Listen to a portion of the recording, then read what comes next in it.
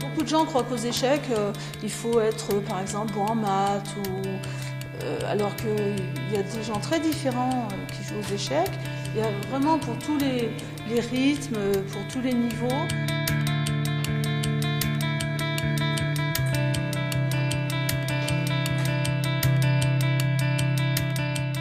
On retrouve des activités qui sont purement ludiques. La plupart des gens qui viennent au club viennent pour s'amuser.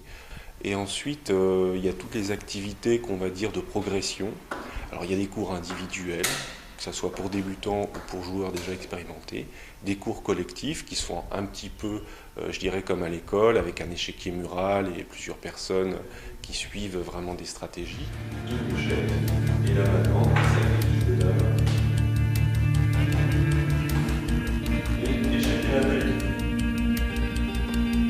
On peut débuter aux échecs à 5 ans pour les plus jeunes de l'école d'échecs ou à 70 ans quand on est à la retraite et que toute sa vie on s'est dit j'apprendrai bien un jour à jouer aux échecs.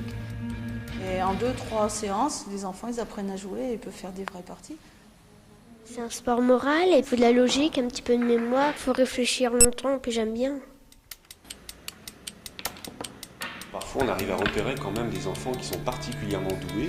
C'est déjà arrivé par le passé, puisqu'on a initié Maxime Aguetaz, qui est à l'heure actuelle semi-professionnel du jeu d'échecs. Il y en a, ils trouvent que ça sert à rien, mais c'est comme apprendre à jouer au football, ça peut te divertir. Tous les premiers mercredis du mois, il y a un tournoi de Blitz. Blitz, en fait, c'est un mot allemand qui veut dire éclair. C'est des tournois où les joueurs ont très peu de temps. Ils ont 3 minutes ou 5 minutes pour faire l'intégralité de leur partie. Les parties rapides, c'est pour s'amuser. Les parties les plus intéressantes, c'est les parties de tournoi où on a 2 heures pour jouer la partie. C'est là que c'est intéressant le jeu, vraiment.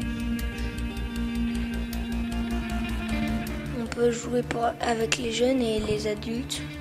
L'important, c'est de participer.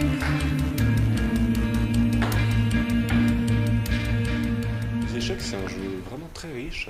Et on peut jouer aux échecs et devenir même vraiment bon avec ses propres qualités, quelles qu'elles soient.